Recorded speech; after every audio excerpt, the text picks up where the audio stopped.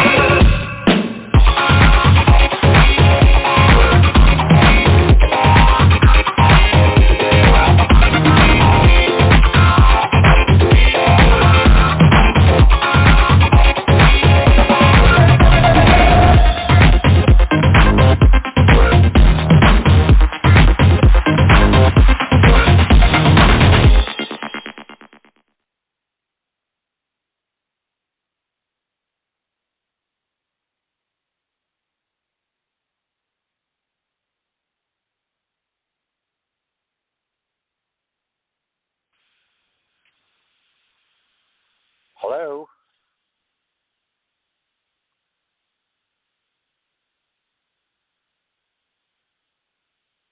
Greetings. Hello? Oh, my gosh. What happened? It turned me off and you off. Okay. I don't know if we have to start all over or what. Did you get kicked off, Richard, or what happened? I don't know. It was dead air. And I've called back, and it's now we should be on the air right now. Okay. Because music played. Okay, good. If the music played, yeah, we're live and on the air. Okay, fine. I don't know what happened. All of a sudden you were on the radio screen in the studio in New York, and then you weren't. And is Marci on? Somebody else is here. They called in. I don't know. It's all ones. Anybody else calling Someone's into the show? Skyping us. Hello, you're live and on the air. You want to let us know who you are? Somebody called in round table.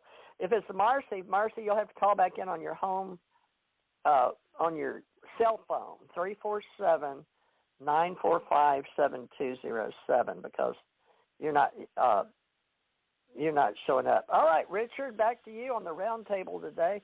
Now, Wednesday is Ascension Masters round table, and we are your Ascension Masters for the day. I am Theresa J. Mars with Richard T. Knight, and we're going to have Marci Kosich call in and help us too. She's our toning expert, but that's been around thousands of years, and they made all those old churches intentionally, and I can explain all that to you in metaphysical terms, and the fluids that go up inside your cranium and inside your cerebellum and around your medulla oblongata, and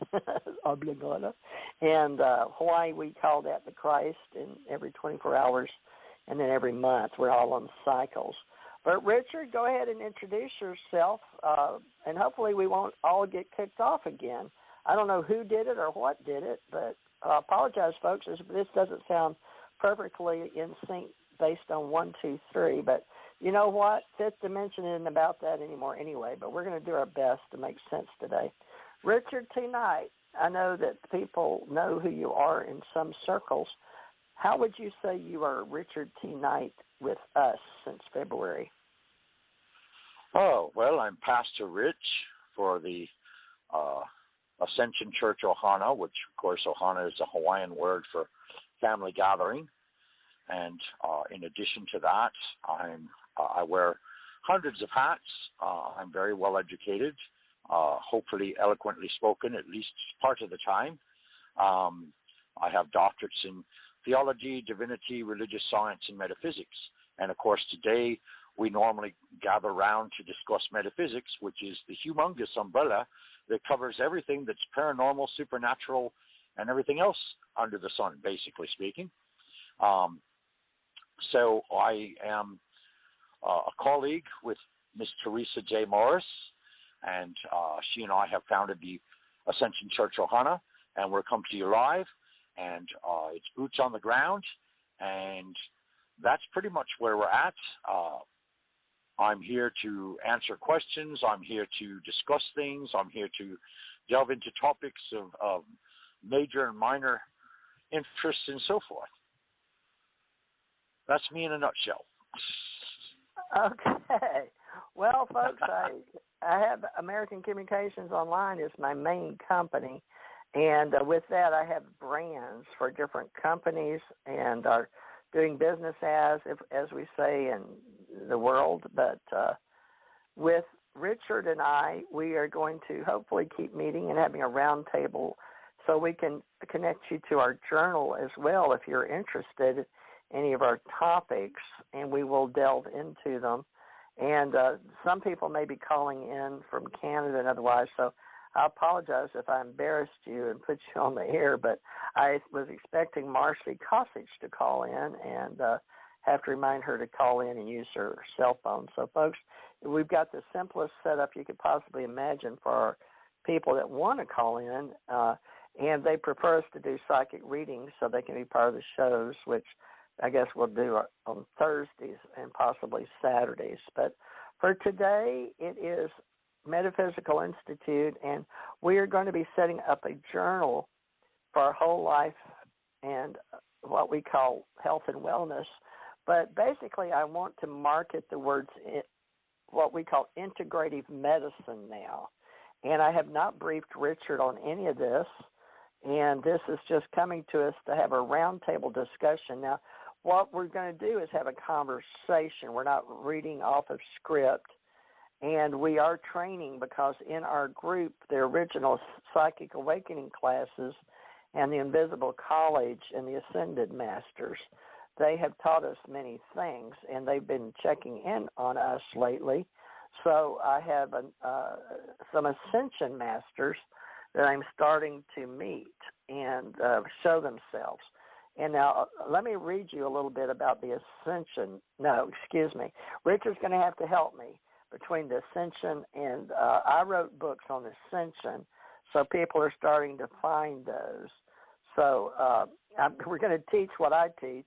But let me just tell you about, since Easter, the Ascended Masters have been checking on their spokespeople, I guess one might say, the Ascended Masters and who they are. So I'm going to do everybody a favor and try not to be biased in Theosophy and go to Ascended Masters. So, Richard, if you don't mind, it's short. May I read this to just help people generically listening to us to know what the Ascended Masters are using unbiased? I guess. I think Wikipedia, because of the way that all the people, and I do pay a little money every year into Wikipedia, but this will give you a little better understanding of esoterics. But the Ascended Masters is Ascended Master teachings of a number of movements, movements in the Theosophical tradition. So they're believed to be spiritually enlightened beings who in past incarnations were ordinary humans, but who have undergone a series of spiritual transformations, originally called initiations. Now, both Mahatma, if you remember, when I was a kid, it was rice. I know. So a lot of you may, Mahatma, watermelon. Anyway, both Mahatma and Ascended Master are terms used in the Ascended Master teachings. So Ascended Master is based on the Theosophical concept of the Mahatma, are masters of the ancient wisdom. However, Mahatmas and Ascended Masters are believed some to differ in certain respects. According to the Ascended Master teachings, a master, in quotes, commoner, in quotes, shaman, in quotes, Our spiritual master, in quotes, is a human being who has taken the fifth initiation and is thereby capable of dwelling in the fifth dimension. Now, the teachings hold that an ascended master, in quotes, is a human being who has taken the sixth initiation, also referred to as ascension, and is thereby believed to be capable of dwelling in the sixth dimension. The term, in quotes, ascended master, was first used by Baird T. Spalding in 1924 in his series of books, Life and Teachings of the Masters of the Far East by Divorce and Company, Godfire Ray King by Guy Ballard, and further popularized this concept of spiritual masters who had once lived on the earth in his book, Unveiled Mysteries. So today for ACE Metaphysical Institute, we'll be discussing Theosophy and the Ascended Masters and the origins, because we are also ACE Folklife Society for Art, Culture, and Education. So we have archivists and historians. And the origins of the original Theosophical Society was Helena Blavatsky in the 19th century. And she actually brought attention to the secret initiatory knowledge by claiming her basis, her ideas actually were based on the traditions taught to her by her group of highly enlightened yogis, which she called the Mahatmas, or masters of the ancient wisdom. So these Mahatmas, she claimed, were physical beings living in the Himalayas, and that they usually understood as Tibet. Now, I have some knowledge of all of that, and being that I've got past lives in Tibet, but now I'm going to turn it over to Richard to give you his best understanding, because he's done the best he could keep up with universal life living as a universal life pastor and being in the I Am presence, which they also adhere to as the Ascended Master teachings, which they use the individualized presence of the most living God and mighty, called the I Am presence of the essence of the natural and nature's God, and God as life and love manifest, and the 7 octaves of the created universes through individual divine identities. Now, we've got some YouTubes out there with the 7 levels and the 7 colors that we'll be putting teams together on the several universal levels that embody individuals, and they have the outer expression of the God self in form, and they say it's our unique and immortal true identity. You're always sharing in the allness of the one God. So a characteristic of the students of these Ascended Master teachings is the use of God's creative name, in quotes, I am. So that decree has various affirmations to invoke, how the forth of light of God comes, the blessing of life, the perfect divine solution, and the magic presence. And there's a whole thing that we can maybe read later if Richard wants. But I think that's enough of sharing from Wikipedia, letting you know that that's just unbiased, and we use this in cyberspace culture. So, Richard, I don't see Marci. Maybe she come on, maybe she won't. But the round table is losing you. It's back to you, Richard. Nobody else. All right. Here. Well, I would add on the subject, a very well-known book that has probably been in publication since 1940. It was written by Manly P. Hall, and it is called The Secret Wisdom of All Ages. And this was a rather thick book of probably about 400 pages. It was published by a press that is now known as Red Dragon, where originally it used to be by another name, which I don't happen to recall at the moment. But anyway, the secret teachings are all universal truths, and they were spread around by ancient ones, or those who presided in Shambhala, and which is located somewhere near Tibet. And basically, an ascended master is one that may or may not have been physically incarnated.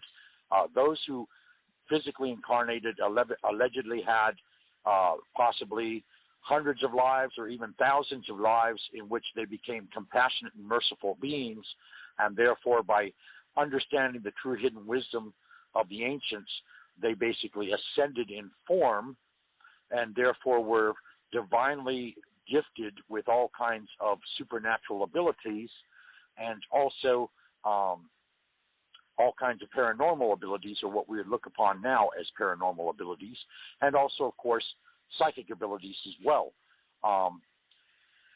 So anyway, Manly P. Hall, of course, he goes into a diverse number of topics and a diverse number of histories in regards to culture and traditions and so on and so forth. And it's a very, very good book. I highly recommend it. Of course, it may or may not be out of print at the moment.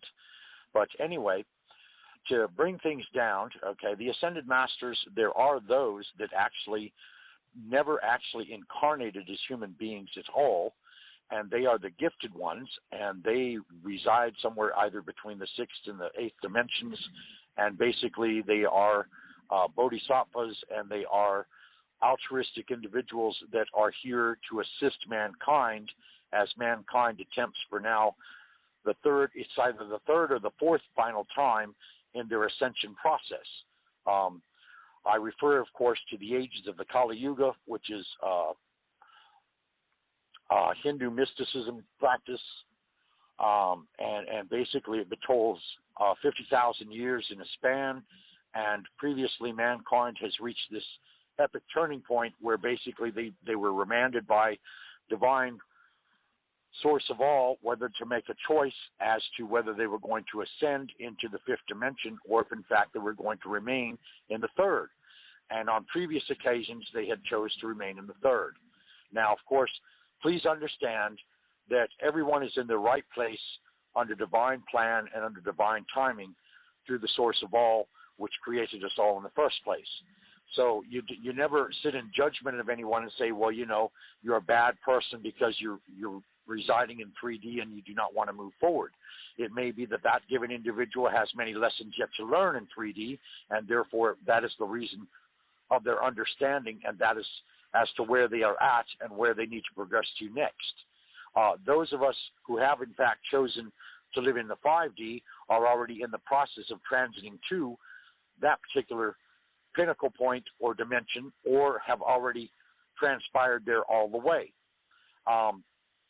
It's interesting that, of course, when we go talking about dimensions themselves, the only difference or separation between dimensions is both frequency and vibration. So when you start talking music and you start talking colors, again, you are talking frequency and vibration.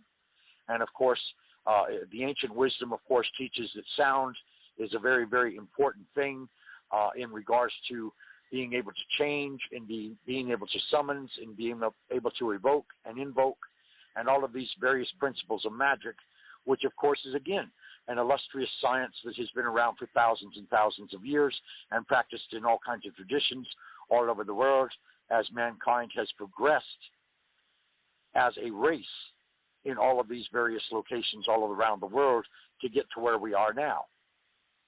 So an ascended master is one that is basically an enlightened or illumined being. And such examples would be, of course, Christ, who was the divine Son of God incarnate.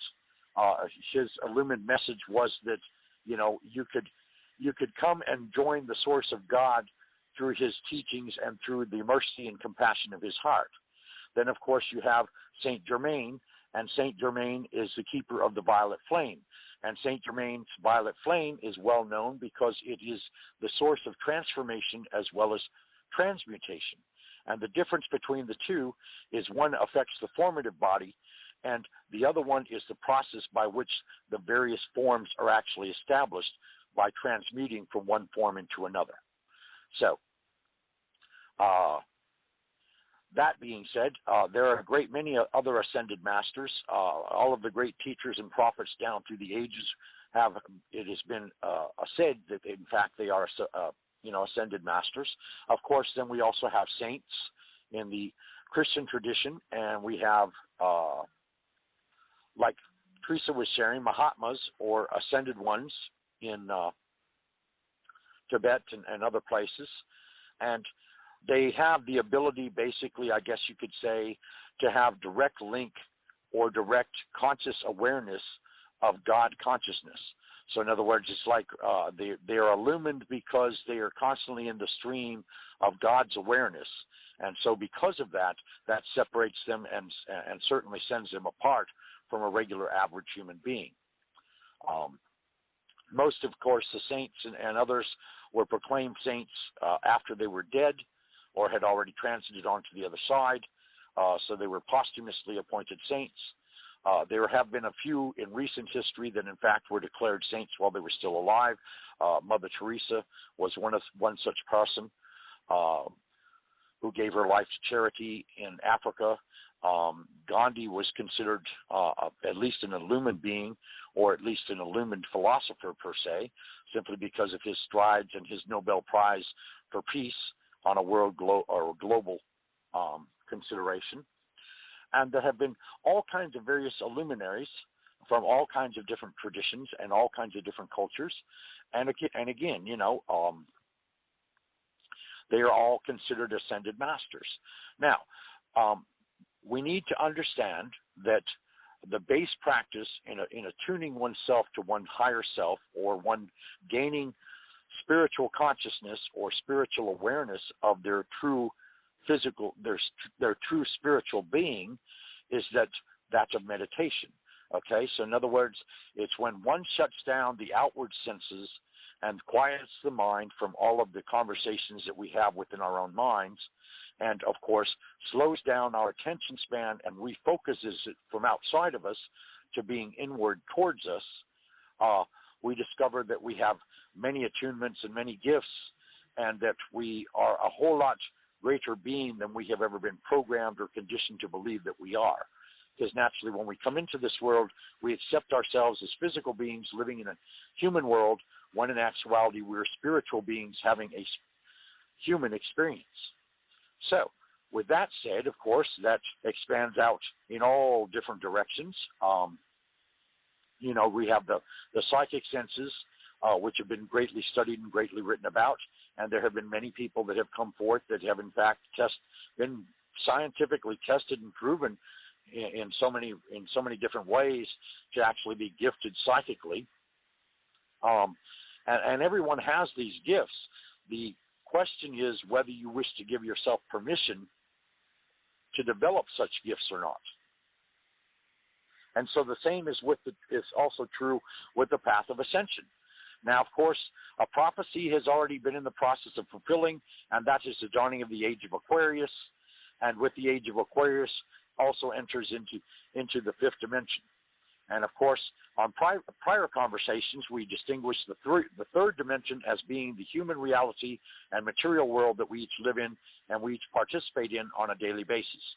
The fourth is transitory station or dimension through which our vibration raises, our consciousness expands to a certain extent, and that in turn we are more well aware of the greater picture of life and existence, not only here on Earth, but also in our galaxy and outwardly in our cosmos and into our universes and all of that kind of thing.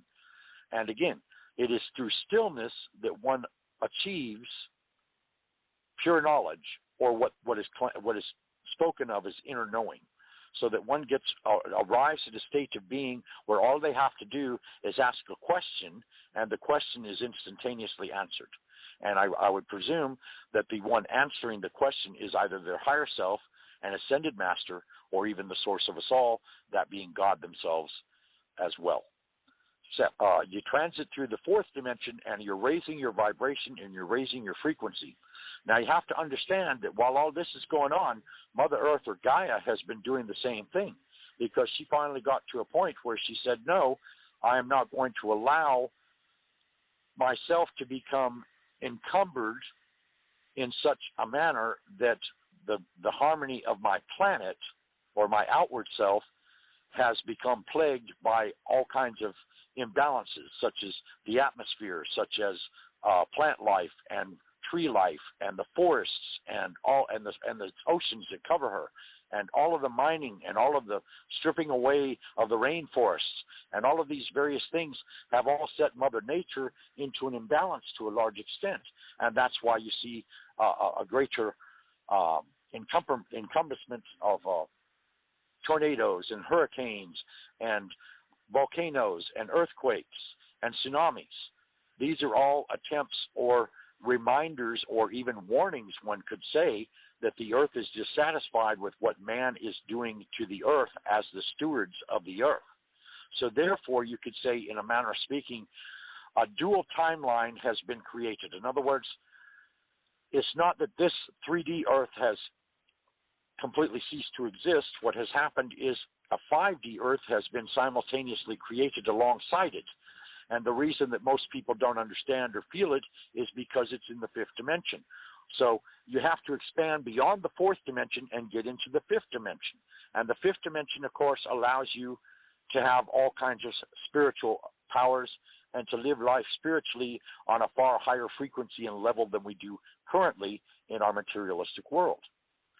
So that gives a brief synopsis of what frequencies, vibrations, and dimensions are. Of course, there is no telling exactly how many they are. When I was last briefed or given to understand, I was beholding 28 of them. But there could be thousands for all I know. You know, I mean, I only offer what little knowledge that I have based upon experience and gained wisdom over many, many paths and many, many lifetimes and many, many traditions, initiations, and so forth. And of course, there are lots of wisdom schools out and about. And again, even the wisdom schools have been predicting that, yes, mankind is going to come to a gap, what you would call. In other words, 3D is going to get up to like X point, and it will no longer be able to go forward past that point, because past that point will be the fourth dimension, and past that point will be the fifth dimension. And this is the true understanding of the Aztec calendar, because the Aztec calendar predicted that mankind would cease as they then were. Okay? So when we started entering into 2010 and beyond, we were rewriting our entire reality in a manner of speaking. Now, of course, you have to understand, once again, that we are multidimensional spiritual beings of energetic consciousness. We are unlimited in form, and we are unlimited in understanding, we are unlimited in knowledge, and we are unlimited in regards to having freedom. Okay? Now, when our spiritual essence decides to encompass itself with a human body, or a carbon-based unit, as Theresa loves to put it, then in turn, of course, most people oftentimes forget who they are and why they are here, or where they came from, or any of that. Now, I fortunately had the good grace or the good gift or what have you, that when I came into this life, I was very much aware of who I was and where I came from and all this. And, of course, because of early on traumas in my early childhood, that was exactly why I retained that knowledge, so that in turn, in times of crises, despair, and, you know, things of that nature, I could cling directly to Mother and Father God, and they more or less were my parents, and they schooled me and helped me to understand that even though I'm in a physical reality, I am not completely affected by that physical reality. Now, yes, I have a human body just as much as you do, okay? And yes, I have limitations in the physical. However, I can also do a great many things in the physical body that a lot of people cannot. And again, it's simply because you have not given yourself permission to do so, okay? None of us are greater, none of us are lesser. I mean, I'm just as much a student as a teacher, you know, and I don't, you know, I wouldn't be at all surprised if I'm not currently already being schooled as it is, because I have a lot of catching up to do, and it seems to be that that's always the case, okay? One can never, ever quench the thirst for knowledge. One can never become so wise that they don't understand, that they have a complete and total understanding of all of creation on all of its multi-levels and multiple universes and multiple dimensions and multiple beings. throughout creation, because creation is a very, very humongous place. It is just, it stretches far beyond our wildest imagination. Now, of course, we also have to understand that since we are these spiritual beings first, that we also come in as guided and protected in a lot of ways. In other words, some would say that you have a guardian angel. Others would say that you have a healing team. Others would say that, you have your higher self, which is like the go-between between the pure essence of your spirit and your physical, mental acuity in regards to your physical awareness and conscious mind in your mental self here while you're a human being. So, with all this said, that just says that yes, you are to put spirit first and humanity or your human self second. So you build our human selves, build our world around our relatives, such as our parents, our siblings, our grandparents, uncles and aunts, and all these folks. Well, they all contribute energy and share an energy on an emotional and mental level with us, so that in turn we create a world that is contributed by them and yet created by us. And the same is true outwardly when you create a job that you want to do, or rather you are proposed a job that you want to fulfill, as is most cases. Those interactions and that all creates a part of your world. And then in turn, if you want to become educated, again, that becomes a part of your world. And if you want to get into counseling, or you want to get into exploring anything, whether it be sports or whether it be anything that's out here in our world, okay? If you want to explore any of it, that then in turn plays a part in your self-created world. And then, of course, you would say outside of that is the mass consciousness of our entire race. So we share a consciousness on a race level, and it is that consciousness on a race level that has provided the energy to create all that we see around us. In other words, all of the houses and all the buildings and the cars and the trucks and the airplanes, all of these things have been created by mankind as a human conscious or a race level. All right? So we have our own individual world, and that individual world in turn is transpiring outwardly with the world that is focused around us by the entirety of our consciousness as a race.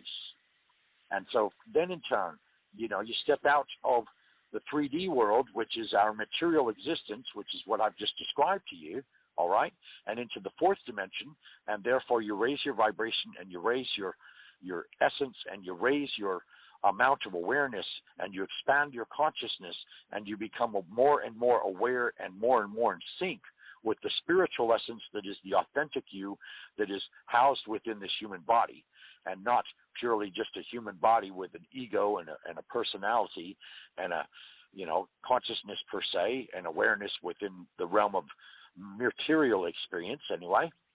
So anyway, the fourth dimension, like I said, is an expansion of your awareness, and yes, your vibration does rise to a certain extent, and of course your frequency also rises to a certain extent. Then you transit into the fifth dimension. And I keep returning us to the fifth dimension simply because, in a manner of speaking, we're already there. Okay? All of this prophecy is already in the process of being fulfilled.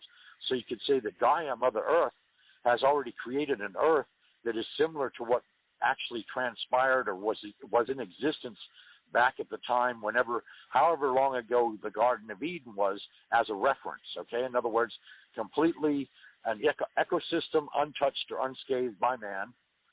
The beings that walked the earth at that time were innocent and naive to an extent, in the fact being that they were not overwhelmed by all that surrounded them, okay? And so as a result, they were more spiritual in essence, and it was very familiar for them to hear the voice of God and to have conversations with God one-on-one. So, this being the case, this is already in existence in the fifth dimension. So what's going to happen probably over the next 100 years, because all of these cycles and all of these changes take a good while to transpire, all right? And again, I emphasize, no one is ever left behind per se, because everyone is in the right place at the right time for their path or journey of spirituality, okay? So, as a human being, of course, we all run our journey in our paths, and we all go through all kinds of trauma, and we all go through all kinds of suffering, and we go through all kinds of experience, and we all kinds of joy, and all kinds of ecstasy, and all kinds of bliss, and all kinds of points of aha moments, and deja vu, and all of these various things, and that all encompasses us pretty much as a human being, other than, like I said, exploring all that we can encumber as a mass consciousness as the race of man. And when you talk about that, that's quite a bit of knowledge in and of itself. But when you achieve your vibratory frequency rate to the fourth dimension, then in turn you have expanded your awareness. When you move into the fifth dimension, your awareness is expanded even more, and your vibratory rate and frequency have expanded or moved on even further. Okay? I'm not absolutely certain, other than to say that by the time, if you manage to reach the seventh dimension and you still are physically incarnate, you are on the same level as those that have passed over into what we preconceive as heaven, or the other side, or Valhalla, or the Elysium, and so on and so forth, many, many other places. But basically the point is that they exist in a realm that has no direct connection between our material world and their world. Yet at the same time, you have to understand that no one really dies, because there is no such thing as death to that which is immortal. Okay, we are mortal beings, so therefore our bodies can die in that they, become encumbered with disease, or they age out, or, some unfortunate accident or trauma or tragedy happens to befall them, or, basically you could say, in a manner of speaking, God calls you home. When God calls you home, you do in fact transit to the seventh dimension, okay? So all of these beings and loved ones that have left us behind or gone away from us, in fact, are not very far from us at all. They have only ascended from the expectation that they have transited through one frequency vibration to another frequency vibration to another frequency vibration until they arrived at the seventh dimension, which of course is 4 dimensions removed from our everyday experience, which is why, unless of course you have given yourself permission to see spirits and to have dialogue with spiritual entities and to listen to ascended masters and be counseled by all those who are of other dimensions, they are going to appear to be non-existent to you. However, I assure you that if you sit here and you begin a dialogue with your mom or your dad or your loved ones, such as your husband or your wife, or any siblings or even children that have passed over to the seventh dimension, rest assured that they hear you in the expression of the sentiment and your emotion that you're expressing towards them.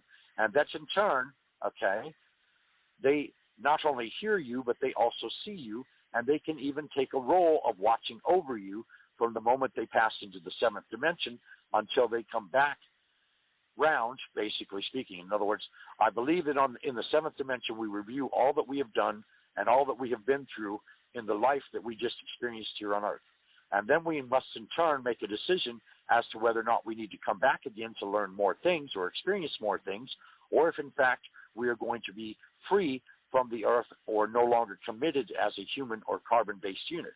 If that's the case, then you would basically be a spiritual entity, and you could become someone's guardian angel. You could become someone's spirit guide. You could become, if you so chose, after a great deal of learning and a great deal of transition, you could become an ascended master, or you could become a bodhisattva, or you could become an avatar. All of these are labels of enlightened beings that have far more abilities than would be considered the norm or dwelling within the regular physical world. So, to say that we have already ascended is, of course, a play on words, because we're still in the process. And we're going to be in the process for at least probably another 100 years, maybe less, maybe more. It all depends on the given individual, because we are each unique individuals traveling upon a spiritual journey, and our spiritual journey determines when we go home or when we raise our frequency and vibrations, to the extent that in turn we transit from the third dimension into the fourth dimension, into the fifth dimension, and possibly even in the seventh dimension. Now, I'm not absolutely certain as to whether or not beings in the seventh dimension actually walk upon the earth at the same time residing in the seventh dimension. I would believe that anything and everything is possible simply because, there are saints that are sighted. There's the Holy Mother, the Virgin Mary is sighted in the clouds and sighted at times to walk among men. There is Christ, of course, sighted, and at times Christ is sighted to walk among men. And, of course, there is various other saints and various other ascended masters who actually do corporeally, for the most part, actually energetically form a body so that they can be perceived by those of us still mulling around in our 3D corporeal selves and actually converse with us and give us knowledge and wisdom and insights and all that kind of stuff. To say that we are in the Ascension age is an absolute must, okay? Simply because we have decided as a human race, at least to some extent, that this is in fact the uppermost desire or the uppermost wish we wish to fulfill. And as a result of that, then in turn, we're going to transit there. And so you could say that, that there's a humongous train that is going through all the things that, that is going through our entire world. And, of course, everybody's being welcomed aboard. And as they get aboard, they're transiting into the fourth and then in turn the fifth dimension. And who knows? The train I'm sure, would have the destination of the fifth dimension. But then in turn, the train may go on into the sixth and the seventh dimension for all I know. But you see, we are only limited by our own aspects of limitation. In other words, once we decree that we have set an obstacle before ourselves and that we cannot overcome that obstacle becomes so tantamount that you cannot overcome it.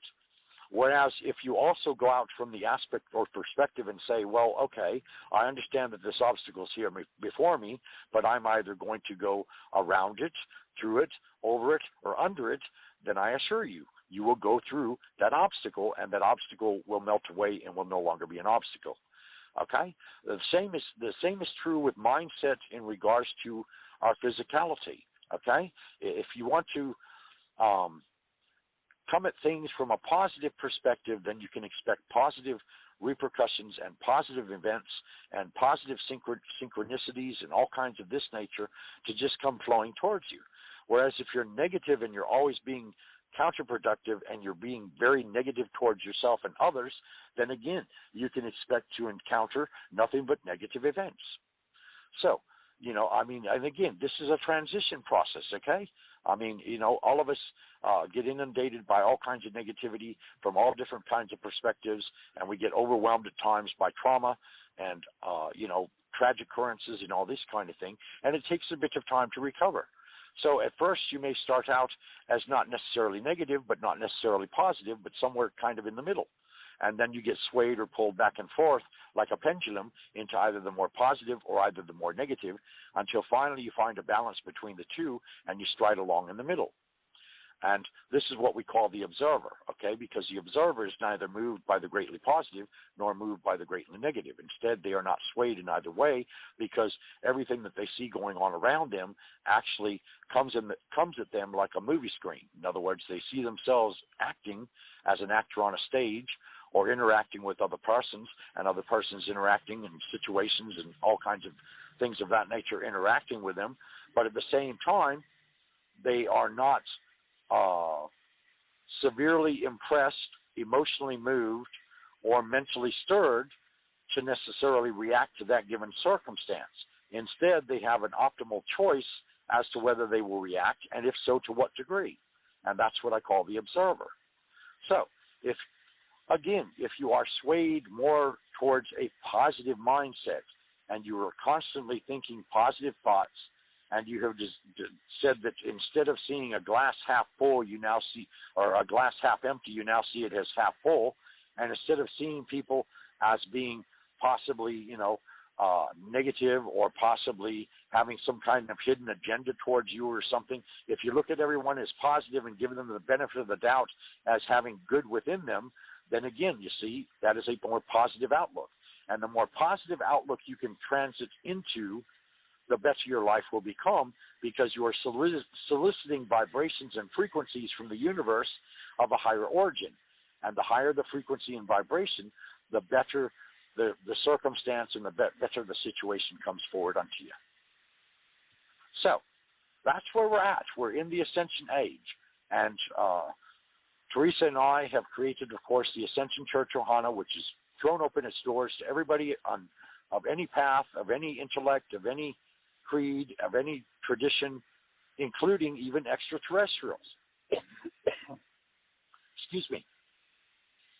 So, of course, as a result of that, we are offering all kinds of different educations or different reminder sessions, one could say, because I like to think of it as, well, you know, I'm not really teaching someone, rather I'm bringing them to the awareness of something they already knew within themselves to begin with. And I would hope that that would also be true when I encounter my teachers and so forth, that they are raising an awareness within me of something that I already knew. Because instead of being brand new, it feels like it's very familiar, and because it's very familiar, there's little or no resistance to it. So that's the advantage of, you know, being familiar with something and not being familiar with something. And, of course, in turn, seeing something fully from your heart, your mind, and your spirit, or overanalyzing it and overthinking it to the extent that, you know, it may serve you in a good way, or it may serve you in a negative way, in which case it really doesn't serve you at all. So we are constantly juggling, you could say.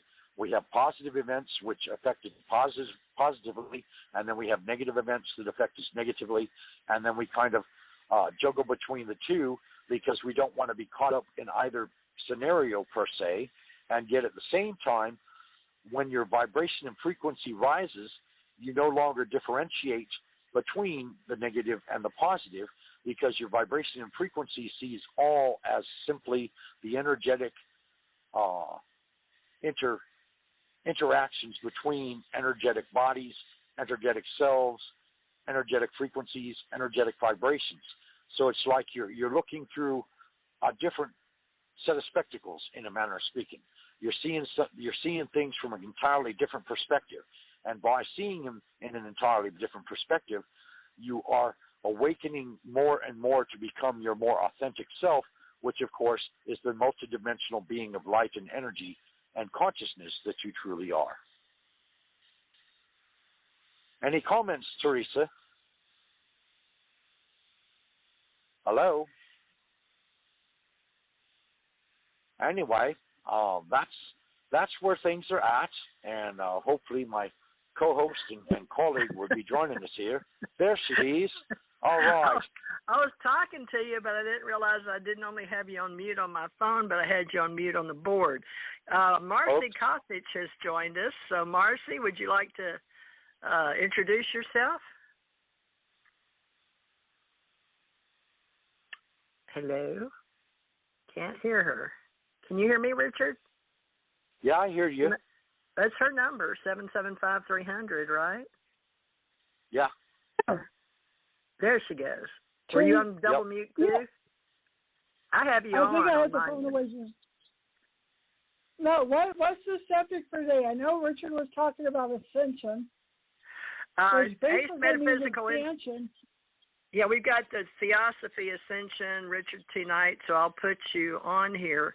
The Ascension age that we're in now, let's see, let me read it to you, Marci. It says, Ascension Age Movement of American Communication Online sponsors ACE Metaphysical Institute. Wednesday is Ascension Masters Roundtable. Not Ascended, Ascension. We will conduct World Science webinars. I got that part right.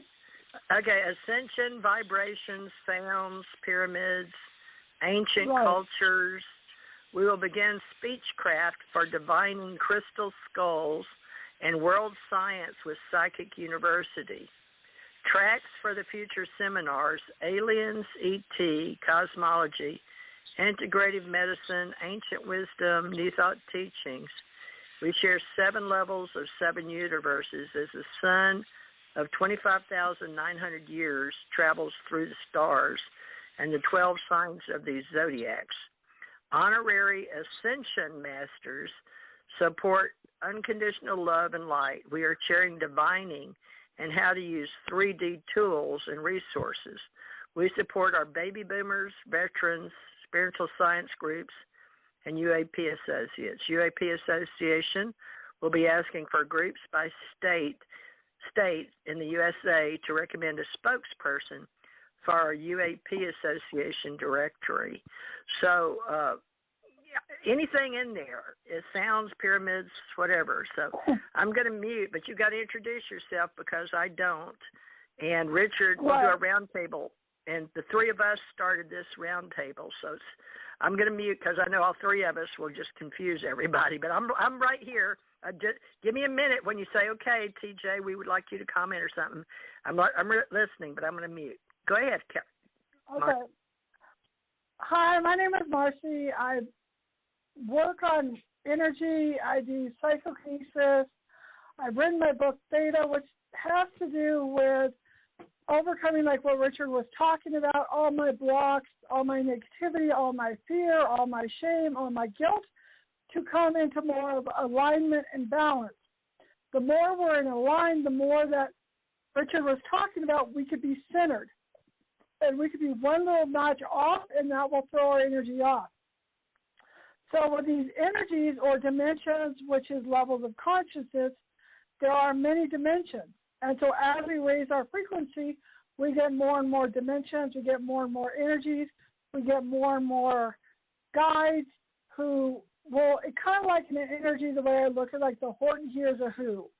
So as Richard and I have been working together, we have been getting higher and higher guides and higher masters. So a lot of times we'll start conversations and then they'll know that we're talking, and with several of my other friends the same thing, where they'll come in and start doing tones, which I do tones through me. So we will get like Richard will say, old Aztec energies, high vibrational spaceships. They will hear the frequencies that's on the earth grid on who and what we are. So as we raise that tone, that sound, because we all have a soul sound, then it gets higher and higher. So that's part of the ascension, the energy. That's what Christ wanted to do. And it's the Christ consciousness. So they don't deal with religion. They deal with working through our energies to release old past lives, post-traumatic, energy, inner child. All these blocks and layers, they start off kind of like as we feel things, they're like black diamonds. As we suppress more and more, it gets more and more solidified to a certain part of the body, which causes disease, which is on the emotional and the mental level of our bodies. The photons is the light in our body. As we release this dark energy or heavy energy, then we get the crystalline energy. So that's a mouthful for right now. I don't know if Richard wants to comment on that at all, because he and I get in these heavy discussions on it. True that, Marci. True that. But yeah, I mean that the base understanding is what everybody needs to grasp, because basically, like we said, it's a matter of choice, and it's a matter of calling. It's a matter of just deciding that this is something you want to undertake. And the cycles that we go through, the experiences that we've had, the releases that we release, just makes us lighter and lighter on an energetic basis, which in turn begins to activate, you could say, our spiritual DNA. Yeah. And all of this kind of thing. And we just get lighter and lighter until we transit from, our purely physical body to our mental body, to our etheric body, to our light body, to our diamond body. And then beyond that, of course, who knows? I don't know. I'm a wellspring of knowledge, but then again, there are lots of things that I would have to delve into, almost like an altered state of consciousness in order to expound upon. Marci? Well, I was thinking about, like, metaphorically, because when I do energy work, because I was told when I was 21, I do psychokinesis. And then when I was 25, somebody did tones on me, and then I have now incorporated my clairaudience, my clairvoyance, my clairsentience, my tones, and the psychokinesis. And so as I continually work on myself, there was a taxi driver that would see me all the time at the casino. And they would go, you lost weight. We have physical weight. When I work on people with crystals, the crystal will get heavy.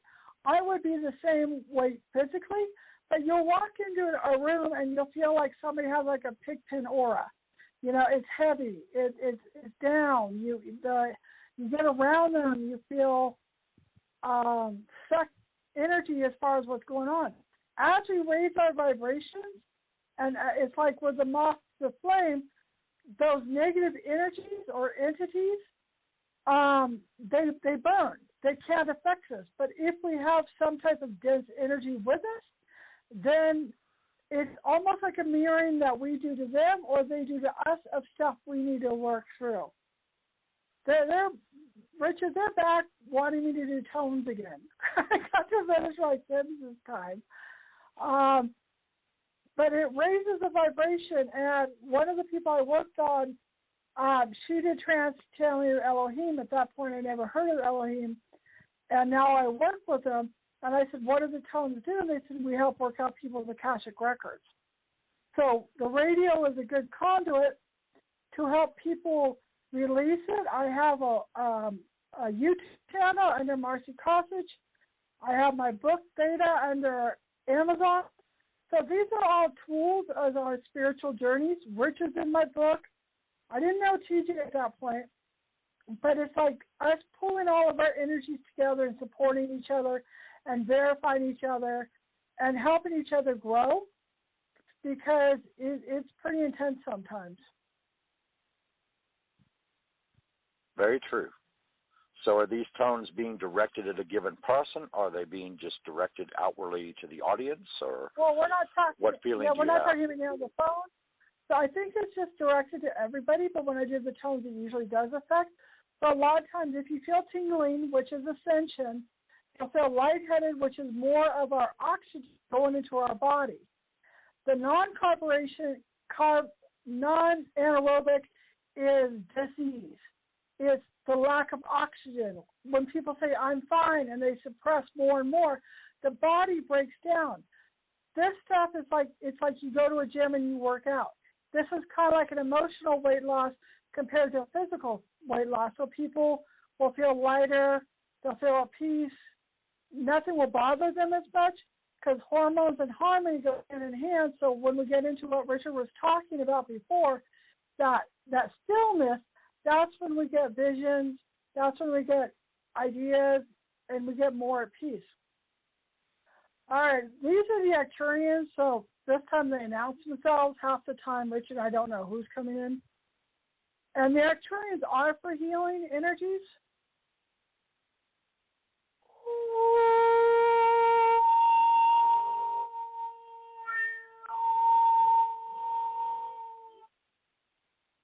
Now, is anybody calling in today, or are we just doing the round table today? We're just doing a round table.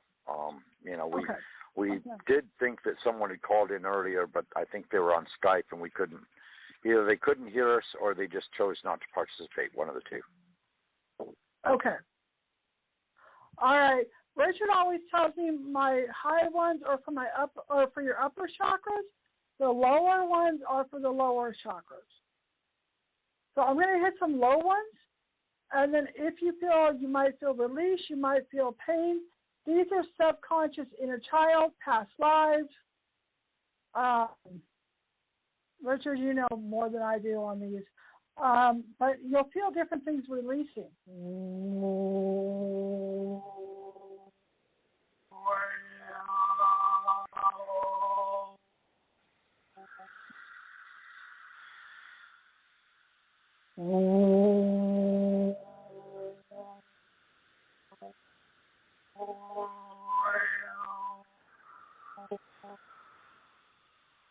Are you hearing the sound on the phone, Richard?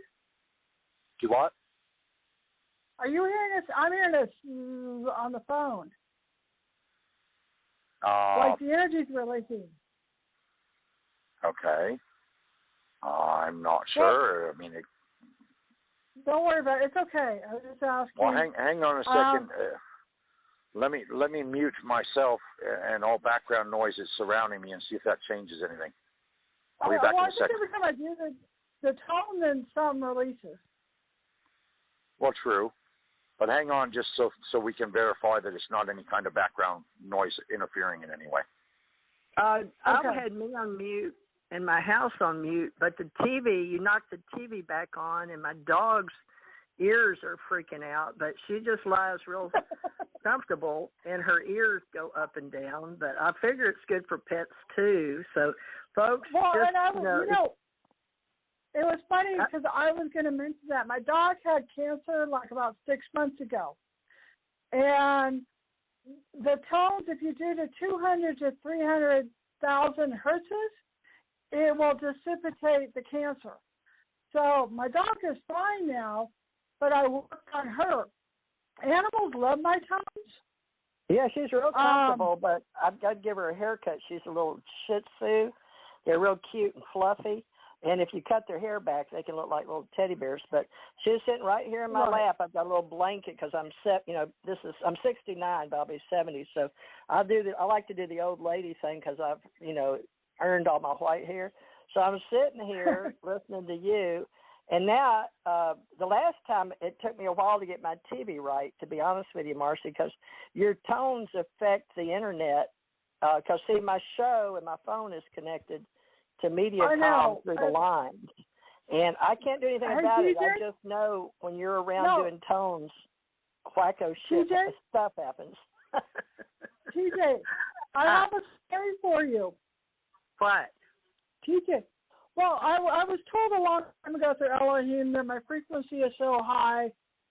Richard and I know this, that technology can't handle it. I was doing a radio show and still friends with somebody, and we were doing it, and what happened was we were privately Skyping each other, and I blew out her webcam twice. So the next time I did her radio show, she goes, Marci, we're doing it by phone. It's rusty. It's like living and thriving. She won't let me do the Skype. But her radio show, and if you guys ever want to Google my Living and Thriving with Rusty, she's a great person, and I did a couple radio shows with her, and we're laughing about the webcam because it is. We blow circuits. Well, I've noticed that when you come around, and, you did miss one or two, but basically since Richard's been around me in February, it seems like you've been pretty much available on Wednesday, except maybe the last one. All I know is my dog sits here comfortable, but every time you do it, her ears don't sit like normal people perk up and bark at the door. It's in between messaging to her ears because they make different movements and forward, back, little. They dance to your tones. No, they do. My dog stares at me. My dog's addicted to my tones. And the binaural the reason it's binaural is because it's 10 hertz in between two sounds. Richard and I were Skyping or FaceTyping earlier, and you will hear like the people I've done radio shows with and helped me with all this, they will hear sometimes 3 or 4 notes, on it. And each of those ones affects a different person. Like when I was on a random, it was like my headache's disappearing. I'm feeling more relaxed. So the different tones, some tones won't match people. Some of them will. I did on my YouTube, one of them I did 5 minutes of low, medium, and high separate ones because different people will resonate to the different sounds. Do you have a pyramid? Like I've got a crystal pyramid here. And it's, I bought a Shungai pyramid, have you ever heard of shungite? Yeah, isn't it black? Yeah, black, but it's like my friend Gayatri, who draws dragons, when we used to talk to each other, she told me a long time ago to get a shungite. So my son and I each got a shungite bracelet because I have a rock store across the street from me. I thought it absorbs the energy. I thought that it's all colors because black isn't a color. But I thought shungite was like a healing stone. It is. Not? It's got many levels to it. It's in the mountains, I think, of Tibet. And if you look... Let me look it up, folks. Hold on. I'll look yeah, it up. you're all fun looking it up. And Go ahead. so I was going to buy a pyramid, and then I ended up buying a shungite.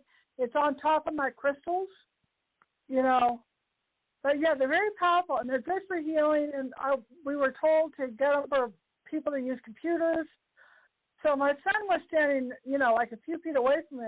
His bracelet just broke. Here's what it says.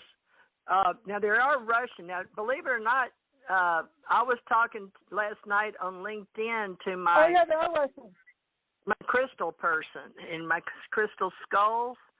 His name is Josh, and I'm buying a new one because I got my stimulus check, and most of it took up bills, you know, because I had bills. But anyway, like people don't need to know my business, duh. But shungite meets crystal properties. All I'm saying is I was going to get me, I'm being responsible, but I want to get me one gift, and I've really wanted my crystal ball and my crystal skull, right? But anyway, I may get a black one, too. I'll see if he's got it. Shungite is a black stone with properties helping one who requires assistance in cleansing, healing, purification of the mind, body, and soul. First discovered from a deposit in remote Russia. This carbon-filled stone has a lot to rave about. So I don't, I've always been sold crystals, even in Hawaii. I'd have them from Arkansas, send me a box of like $75 to $150 wholesale. But then I had to, you know, it'd be like right out of the mountain, so I'd have real pretty ones or little pieces. But I've never worked with shungite, but you're the second or third person on my radio show. I'm going to get one. See, I think that one would. I think that they're really inexpensive. I got my small pyramid for like $12, so it's not like expensive, but they're really powerful. So I think that would help you a lot, you know. And it's also we need the opposite of negative and positive. The crystals are positive because they're white. The shungite, you know, and I've done with black obsidian. I'll put those together with the crystals because you need that balance of male-female or negative-positive. Well, they use black for Mother Earth as a neutralizer, too, for your spiritual. But and it's also the Muladhara. They call it Muladhara, which is in English your root chakra. So that would be, let me see if I can find it, core foundation of both physical and spiritual evolution, entrenching ourselves in Mother Earth, core foundation, will associate the root chakra, known as the Muladhara. I said it right. Muladhara, but my Indian friends in Sanskrit, Muladhara. I can't say it like Muladhara. Muladhara. Yeah. All right. You know, well, it's like you said, it's Indian. It's from Sanskrit. Healing benefits, and while we are, you know, we talk about certain things, but we are as a group going to start having our own products on our journal. We're going to have a journal, so we'll put amethyst and quartz and shungite and obsidian and all those on our website. But I've got to get my wholesalers back so we can give you the best price possible. But that will be monthly. But we're working as fast as we can. We can't just get it all done. But I do have my guy sending me my pictures from my personal ones, but I'll try to get the best prices because he's already set up to import over in Washington. So, you know, I hope he'll give me the best price. I think with his company, I think I have to pay $5 shipping. But me and Marci and Richard will set all that up on our World Science seminars. Is that what I said? No, what did I say, Richard? World Science webinars.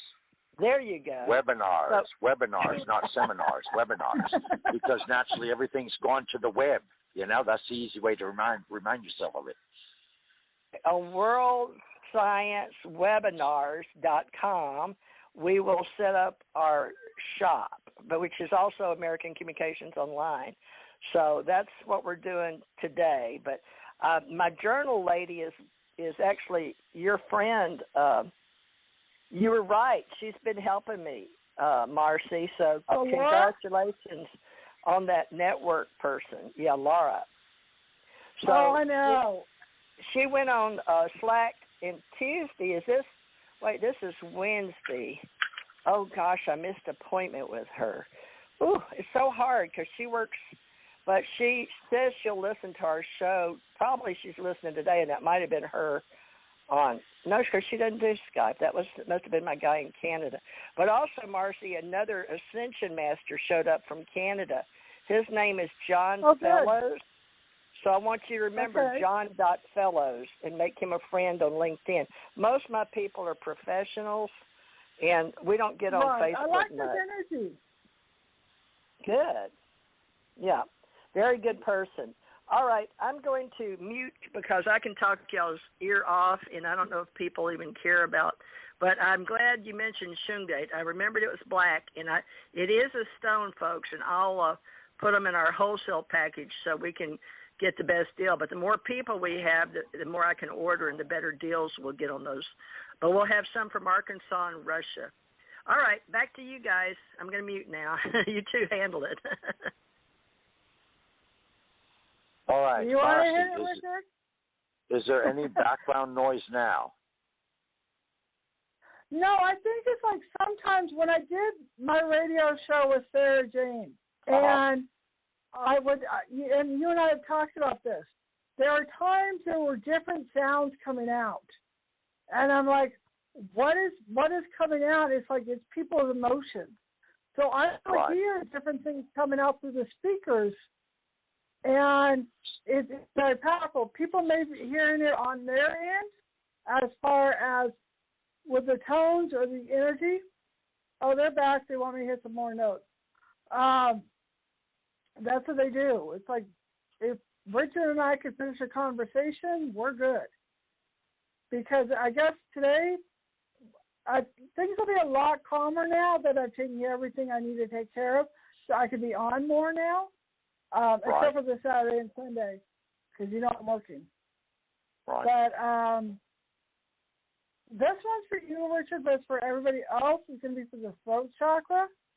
So what they do is they open up the energies, and a lot of times chakra means circle, and the circles or the chakras, I was reading with Chiron, they turn into the portals.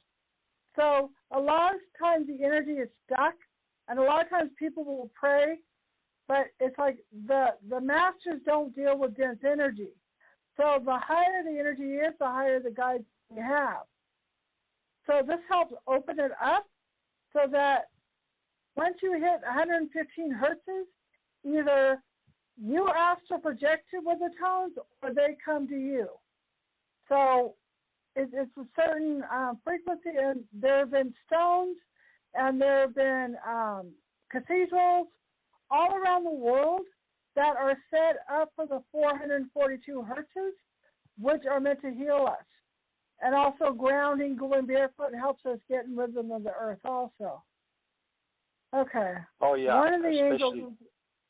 Okay, go ahead. Go on.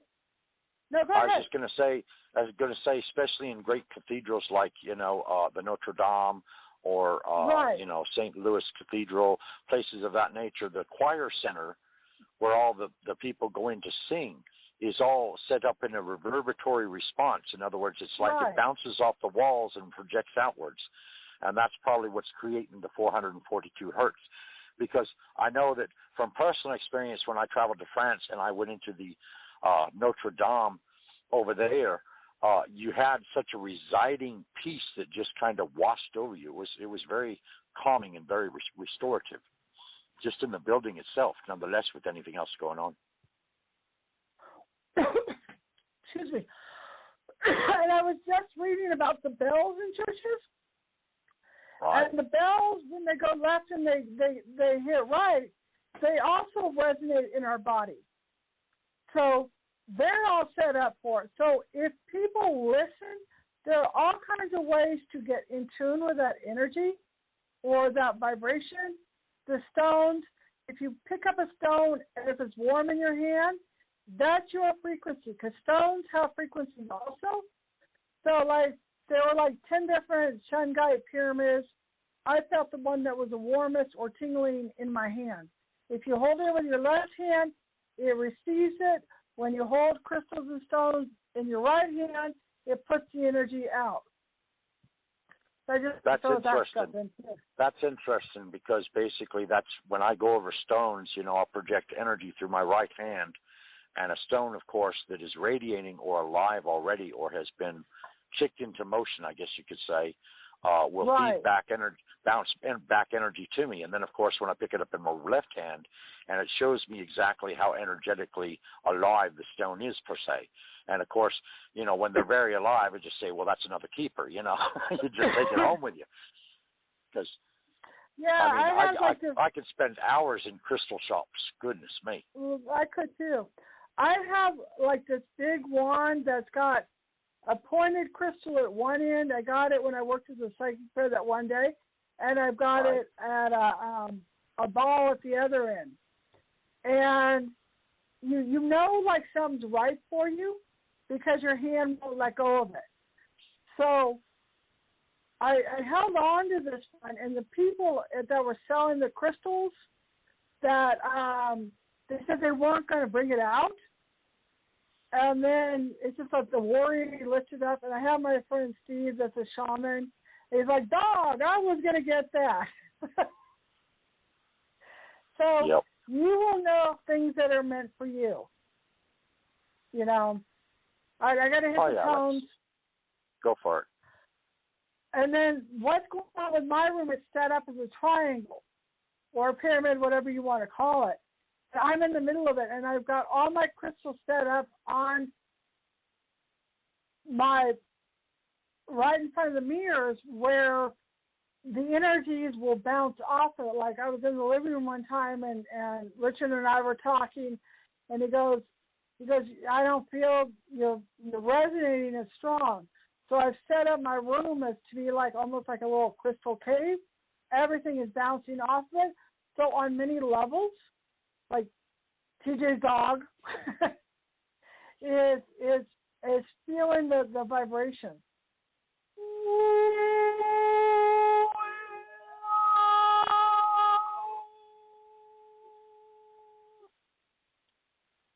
That one was Archangel Raphael.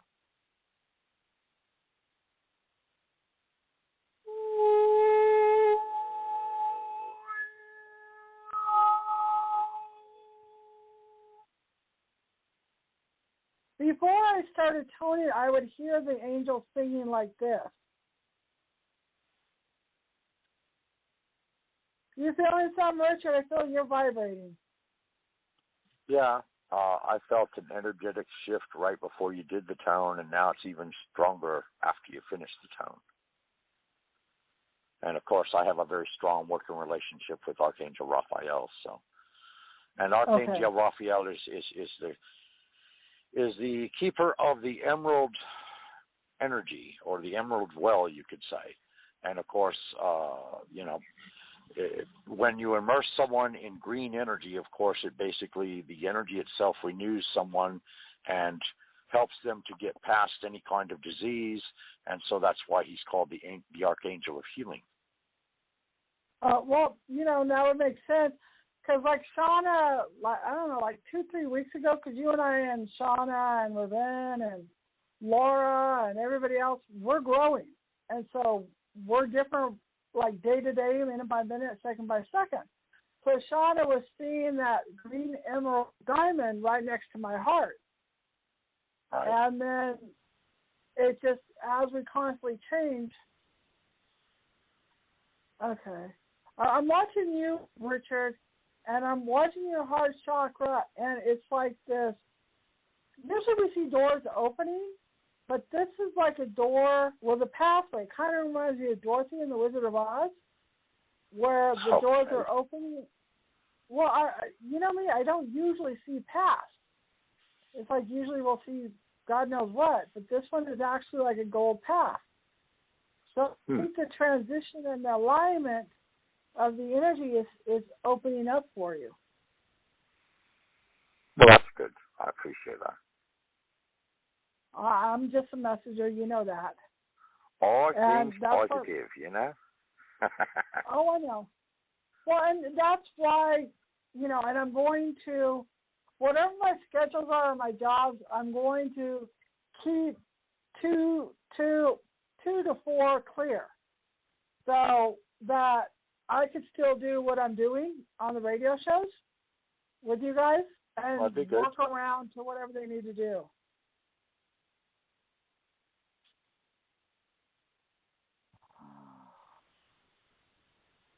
All right, I just breathed out.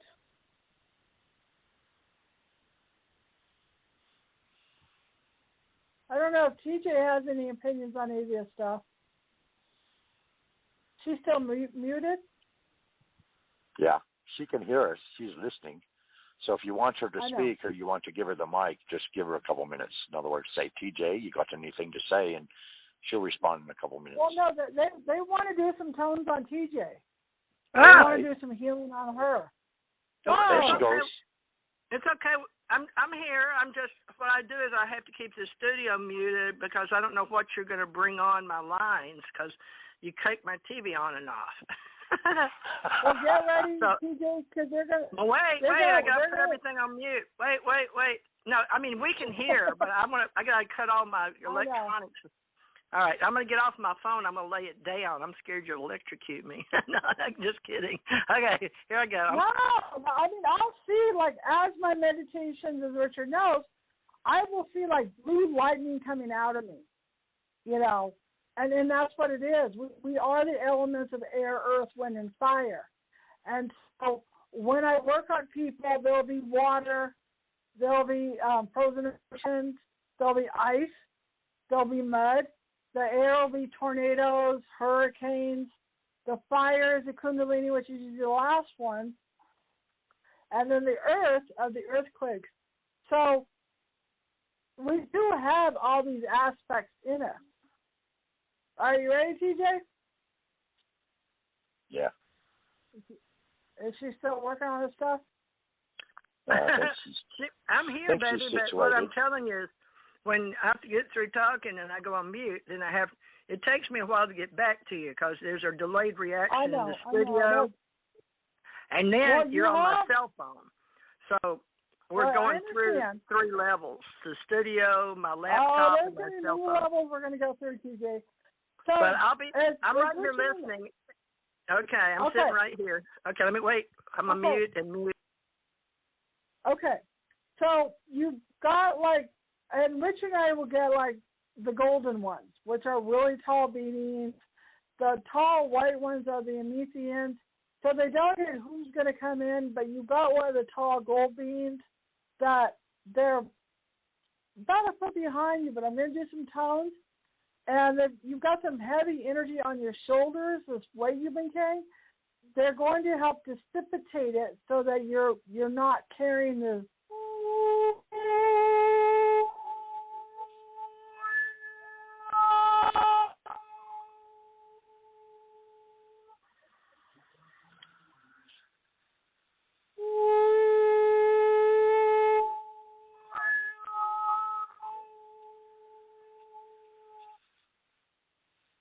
All right, so TJ, the pain or some of the pain that you've been having, I'm hearing the screams or the pain, it's releasing out of you so you do not have to. You got rid of my shoulders, but you left my back. Yeah, my shoulders are fine now. I was hurting all the way down, but do my back. I need you to do the middle part song, whatever you do. I'll do you. All right, I'm going to hit a low tone with that one, okay?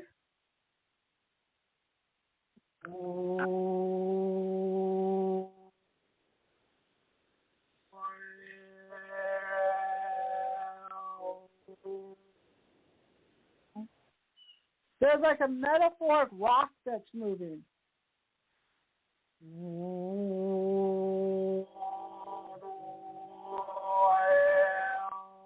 There's a high-pierced, painful sound that's coming out of you.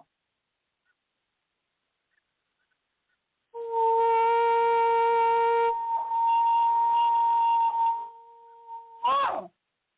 Sorry, I never know what I'm going to do now, but it's like a release. Richard, do you want to jump in on anything you're getting with this? It's going to sound really bizarre. Like a scene out of the Jetsons with people, with helmets and multicolored, like aquamarine suits with jetpacks flying around TJ's house. Okay. That sounds interesting.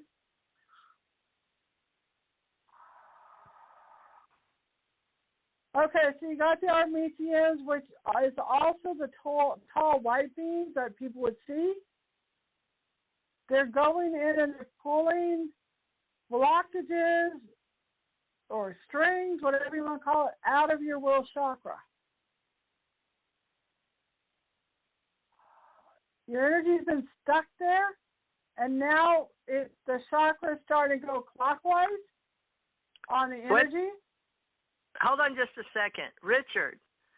Yes. Richard, when you said that, the TV came on, and on CNN, I know they want me, I don't know if that's Floyd, but I've been watching that Floyd, trial. But when it came on, there were blue, they have the world map behind, and there was bluer things, depending on what you're visualizing, were on the back of that television. I was laughing. There it is again.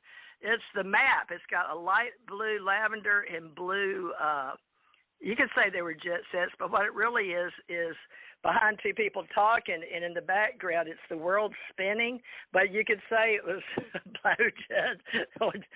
people with blue jetpacks, but they're all visualized. It's funny. It's hilarious. It's rolling. Okay. It's the world in the background. I just thought that was funny because there was something here visually for me to see when you were talking.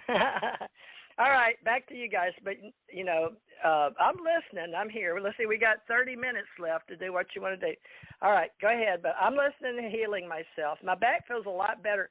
But now what's funny is I don't know what you're doing, but now my shoulders feel better, my lower back, but there's something in between my shoulders and my lower back. So it's so funny because unless you say it, it almost don't leave. It's almost like I got to hear it. Maybe I'm a hearing person. I thought it was visual.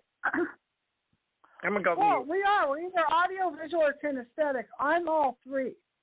So a lot of the times I will see, feel, and hear the sounds coming out, or the guys will give visuals, they will give audio, or you will feel the energies.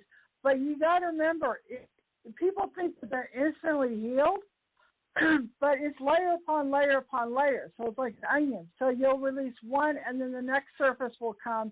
And when I do the tones, it doesn't have to do with linear. It has to do with vibration. So something might come out of as a past life. Something might come out of post-traumatic. Or my guys would say, okay, well, we need to work on this. What we just did with you, TJ, is we need to work on her throat, shoulder, and back area. And then a lot of times I will talk for a few minutes to let the energy settle, and then the next thing will surface. And so that's why you're feeling these different sensations that are going on during the healings that's happening. And they're also working. Yes. No, I'm listening to them. They're like saying, they're telling TJ that they're proud of her, that I guess in the last week she's worked through some stuff. So they're acknowledging certain things that you've worked through. Good, because I can't seem to get enough done, and I'm not that kind of person.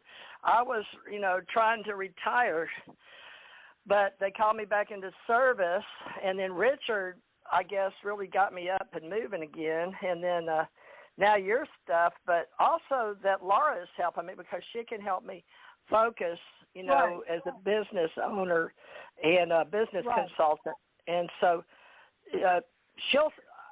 I've been able, excuse me, to get a couple of videos and a disclaimer on our journal last night, and I can't believe it. She even was shocked between the time she was on working for the the government. Well, you know what I'm saying. So when she said, "You did that like now?" and I was like, "Yeah, I did it for you." She was really impressed. So she'll be a big help. Yeah, I talked to her yesterday, and she said you guys had a really good time talking, and so it's all good. It's hard to talk to her son. We didn't talk. It was on. We use Slack inside the company. Most big companies use. Oh, you're not on Slack yet. You haven't had time to incorporate infrastructure yourself on a human 3D form. Richard, get her. Richard's just putting his people together, folks. But Marci was Richard's contact, and we don't do MLMs, but we do honor people as a family, and then when they bring in, and like your clan, your group, your stuff. But today we're doing sounds and stuff, but I have to do crystals and skulls and pyramids too for the World Pyramid Conference up in Chicago and with Bosnia. So we've gone international because helping Dr. Sam Osmanagic in Bosnia, and then we help Australia and UK too. So, and y'all don't know all the stuff we do, but it's okay. All right, back to you guys but every, was I muted? No. No, That's weird. That's weird. My son for the last 5 minutes or so. That's what I mean. When we worked with Marci, you been listening to me for the last 5 minutes? Yeah. Okay. That's very strange because your phones are strange. Yeah, because it showed on. You know why? Because you're strange.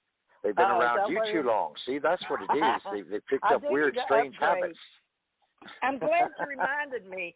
I should take, try to go out and get more bang for the buck to get the best phone, because so many of our young people and people are wanting to run their whole company from their phone and with push buttons and apps. And see, I'm old school developer, and everybody wants to work on Python and C++, you know what I'm saying? So I don't know how we're going to do this, but folks, we are going to have virtual teaching classes if you're interested.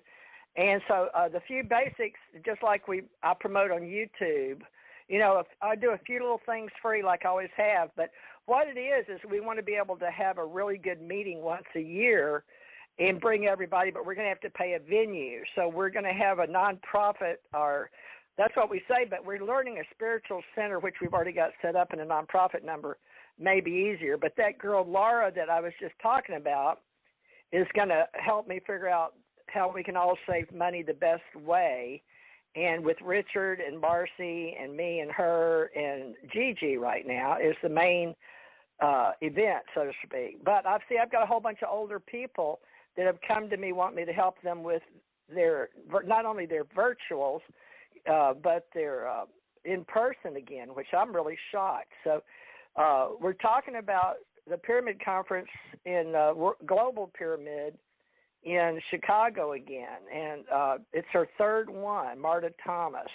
So Marta, I'm mentioning it on the Theosophy Ascension age, but she likes me to promote pyramids because her writers are all about, Marci, you'll fit in real good. These are all sound people and use pyramids and inside, you know what I mean? You'll fit really good with all these people.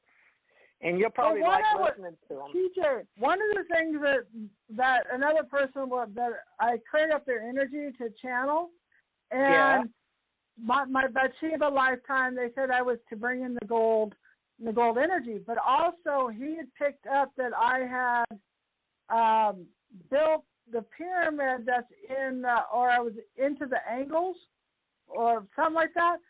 The crystal pyramid that's now at the bottom of the Atlantic Ocean, I guess where Atlantis was.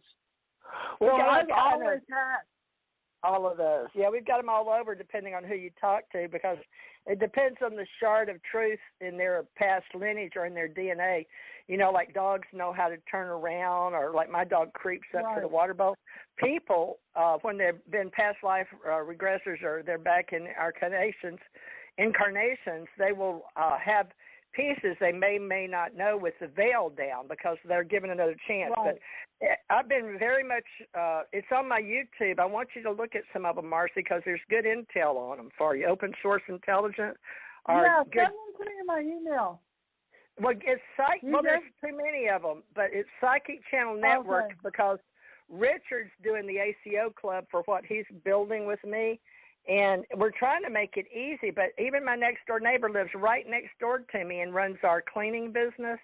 And he just moved over from Fort Walton here, and now he wants to move to Los Angeles and write music, which he writes music here.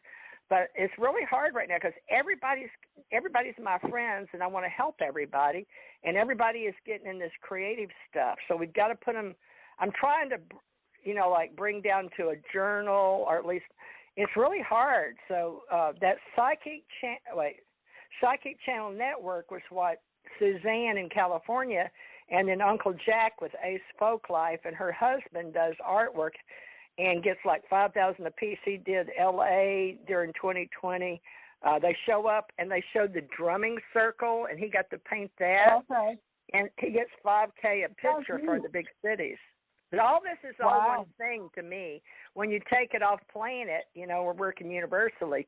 So what we're doing is when we bring people here to mix in the DNAs and get the best of the best. But at one time we actually worked for so many million years that what happened is we worked out where we got rid of the emotions, sort of like a Star Trek, the guy, the Spock.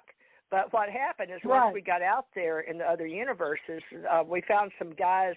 We had it great for a few million years, but you mentioned Atlantis, so that triggered me. But when that was before, and we had Mu, and everything was one piece of land, and it separated and all that. And then depending on what cycle, but the Yugas, and it was 25,900, right? But anyway, the whole long story short is we found out that some of us here in the universe, each level, we have to train some. Some we have to train in communication. Some we have to trace as spiritual warriors, even though we don't want to be. And see, they didn't want to be, the ones that trained me and my husband and the ones on this planet, because they didn't want to, hurt people or kill people. They didn't believe in it, just like Ascension Masters don't believe in it. But the way it was, one of the universes was set up, there was a whole bunch of them like Worf, but they believed, and that's why that guy that did all those, right, he was tapped into the truth. The Ennead 9, which I work with, and so that's the Worf group. They do it with honor, but they're, what are those called? Anyway, I'm going to get way off track. But anyway, those things are real out there, and so you're probably working. Yeah, but see, you're in communication because of your sound and vibrations, right? But we have to be able, here's the key. It doesn't matter what's out there if the people here are blending their various DNAs, like the dogs turn, but we're upping them, and we're opening up a lot of their other DNA that we used to call junk DNA, right? Not in our group, but in a lot of John Q. Public, they kept them down, and they didn't want people to know a lot of the chakra balancing and how the fluid goes up through your spinal cord up into your brain, and how the Christed fluid is around the third eye and all that. Anyway, folks, we're going to teach all that. I didn't learn all this instantly. I had to have a lot of lifetimes and work with a lot of people off planet to learn what I know. But I'm just saying it takes a lot. So, that's why I'm going to do the best I can. But this is going to be for Ascension Master Roundtable. So we're going to work mostly on Theosophy. And I got some more, fellow Ascension Masters that write books like I do on Ascension. But I welcome any of my Ascension authors out there, and Marci and Richard. We can still have a Saturday Paranormal for all those. I used to book 5 years in advance all those events, and then we did them in Knoxville, Tennessee. CMA, IBMA, I did the Bluegrass events, and then I did the paranormal events between Knoxville and what's the lady? Oh, they just had her on CMA. Coat of Many Colors. Oh, what's her name? Dolly Parton. Dolly does her stuff in Dollywood, right? But over in there, we had a beautiful castle-looking event venue, you know, so the hospitality, and then you block off the rooms for your different groups. But we're not as big as Star Trek yet members or Comic-Con, but Richard's going to build, you know, a new group. But Marci, I'm really getting that you need to help us with the ACE Metaphysical Institute Sound, Vibration, and the Pyramid Conference, too. So we'll talk later about that. Like I said, well, TJ, everything is calmed down now. I got my car back. I am starting a new job. They do want me to work with a client, but I'm going to, I could, at least with this, I could set out my own hours on what's going on. So I work like with the one client on Mondays and Tuesdays, which we're not on Mondays and Tuesdays. So it's all good. The main ones are, it's like the 3:30 to 9:30 on weekends. So it's good. I've got all this extra time I've got to kill now. All right. Well, what we'll do is on these Wednesdays is we'll book this roundtable for different things that we can help different groups with. I sent Richard the books, like with Dr. Rick Allen Miller. That's not all of them. Those are just certain topics, and then I'm putting them on YouTube. Right. But the quickest way you can tell people is to just see the topics in the YouTubes if they want to be involved, and then go sign up on Patreon.com, because I talked to some big powers that be that helped me, but they said, yeah, just as if they're individuals, just send them, because we work at, you know, individual, and then we work with business to business, and then we work domestic in this North American continent, which for a long time they'd only let me work while my husband was alive because they couldn't protect us out of country, only domestic. Wow. But because I've been working with that Samus Monagic and Marta Thomas at the Bosnian, and then in India, I have joined India and Bosnia and Australia. So we're going international now. But it's a big jump, but it's really not. But it's just in cyberspace culture, folks. But I had a friend of mine that promoted Ankara Watts, right? So it's sort of like looking at Survivor, but we're just groups that have events that promote ancient wisdom and new thought teachings, or ancient culture, or World Information Network. And we have the big one in Ohio and Nashville, too. And anyways, it's different names, but unless you've been doing events, you don't know the different, you know, names. But there's all kinds out there. So, Marci, you'll just, if you want to get involved, just let Richard know. But, you know, Wednesdays is fine for you, too. And it'd be great if I could just produce it and plug in what groups we're working in, and we can cover the topics.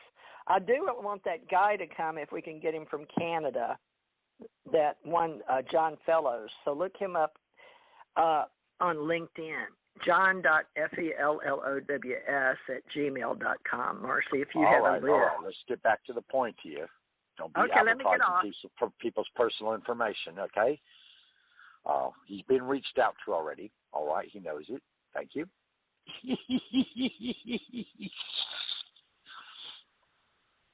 I don't know, Richard. Well, she was sharing a great deal of very positive information, you know, because naturally pyramids have been part of Atlantis, and, of course, more recently Egypt. And then, of course, you know, there's all kinds of different crystals that have been formed into them, just, you know, and then, of course, there was the Golden Pyramid, which was a healing chamber back in Atlantis. And there was, you know, pyramids have been around for a very, very long time. Oh, yeah. And yes, it would be nice to connect with some pyramid people. I haven't connected with any pyramid people probably since the 80s, if then. Anyway. So, yeah, it's kind of, you know, it's all coming together, but there's lots. It's like we're putting together a mega puzzle, and, you know, there's all kinds of different pieces that fit into different locations and different parameters and different affiliates and associates and all this kind of good stuff. And some of them have turned into mega groups, and others have kind of spun down to just, you know, a small frequency, and then others, you know, continue rising and continue rising and continue rising. But yes, I mean, Ascension, of course, is the topic, and of course, tones help in that synthesis in regards to releasing old energy, blocked energy, onion peels or onion skin that is no longer, that's become clogging of the chakras and everything else, and gotten in the way. And like you said, as you like to polarize it, it's carbon-based energy, and it just needs to go because, we're far beyond just purely being carbon-based beings anymore. We're so much farther along than that. And so, you just release the carbon energy and replace it with a higher syntax, vibration, and frequency, and then in turn, that in turn, of course, like you said, works on the emotional, and then, of course, the emotional in turn releases, and then it works on the mental, and then eventually it works on the spiritual. And then, of course, when you get into a harmony or harmonic self, basically that's when all of your chakras are in alignment, and yes, they actually project their energy outward, probably about 10 or 20 feet, and they actually create a portal similar to that which was kind of hyphenated on that show you had been watching recently. Nina? No, the other one, Quantum Leap. Quantum Leap. Yeah. Yes, because that was a focus of portals, is all that was. I mean, They would put it in a mathematical equation, and basically the equation would hone in and bring to focus a very pinpoint focus of a large amount of energy in a very small circle of energy, and then in turn it created a portal, and that's the portal through which he would slip through time. And that's basically the way in which time travelers actually work, in this dimension anyway. Now, I mean, when you go outside of this dimension, then of course you can go anywhere, anytime, anyhow, because, time becomes circular instead of just in a line like it is here. Well, and our past and our present and our future are all working simultaneously. So as we work out our past, we're actually working on our future, or we could ask our future selves to come to us and go in alignment and ask. Mine has come in a couple of times right when I was going through all that stuff, and then now I'm back to being realigned. My energy is making sounds. My crystals are making sounds. And everything is being in tune, and everything is like an orchestra. When one part of our body is out of tune, that's a disease. So I need to tell you this. What, TJ? The world, Mother Planet Earth, has her big crystals. I used to could visualize, and before we had the internet, and I would see them, but nobody could prove it to me. They'd say, "How do you know?" I was like, "Well, I can see them, but I don't know how I did that." So I would just tell people, I guess because I'm a life after life, or a woman that's died and come back, and now in 2015. So I don't know how I saw things before other people did and could prove it, but those are huge. Some of them down in Mexico, they got it inside the caverns, but they have been keeping all those crystals for all these, as long as Earth's been here. She's been recording everything on those crystals inside her core. And that's the honest truth. That's why these, we have them in our watches and all those things. But he mentioned time travel. Now, we have a group of time travelers in Aricop. And then Friday, Richard, if you'd like to help interview Ken, coming on with his book, Ken's Moon. I've got it here, folks. But he's one of our ACO directors, the big one for the ACO International as a 5-star commander. I'm Cosmos Ambassador, and then he has a badge at the highest level. But Richard, now on one of his beings, he's a walk-in. So I'm sure Richard, now he's a little older, folks. So Marci, you could come Friday if you're here, but I can't put very many people on because he's hard of hearing, and he also has a lot to say. So I was going to just let Richard sort of interview him Friday. The same time, folks. Just telling you, but Richard works. Yeah, because you get to know. Yeah, he's a big shot in the. He helped Grumman, and he used to train people like on the equipment. All right. When I was Again, at NASA. Not too much personal information. All right. Oh, we'll get to it when we see him Friday. Yeah, definitely. Okay. All right. Well, I'm going to mute. Y'all close it out. Y'all got, I think, 10 minutes. I can't see. I don't have my glasses on. Anyway, watch the clock. Okay, bye. Right, it's 50. Bye. So, if anybody wants to get a hold of me, We can go on my LinkedIn under Marci Kosich or under my Facebook. I have two of them, Marci Ann McLean, and Marci Kosich is one of my groups. My book is Theta with the acronym of T for Tarot, H healing, E energy, T tones, and A ascension.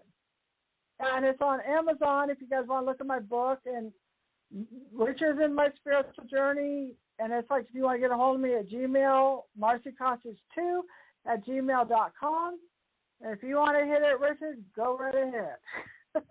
Well, yeah, I mean, like yourself, you can find me on LinkedIn. I think I'm Richard P. Knight over there. I'm also Richard Knight, which has got the symbology of the Archangel Michael holding a blazing sword pointed down to the earth in front of him on my profile. But I also have a regular 3D form picture of myself within my profile self so that, old friends and family can find me there. And in addition, you can reach out to me either through, I have two different Gmail accounts. One is, let's see here. Well, anyway, the easy one is RT, my initials, Richard Thomas, RT, and then my last name, Knight, Knight, 35@gmail.com. And then you can also find me at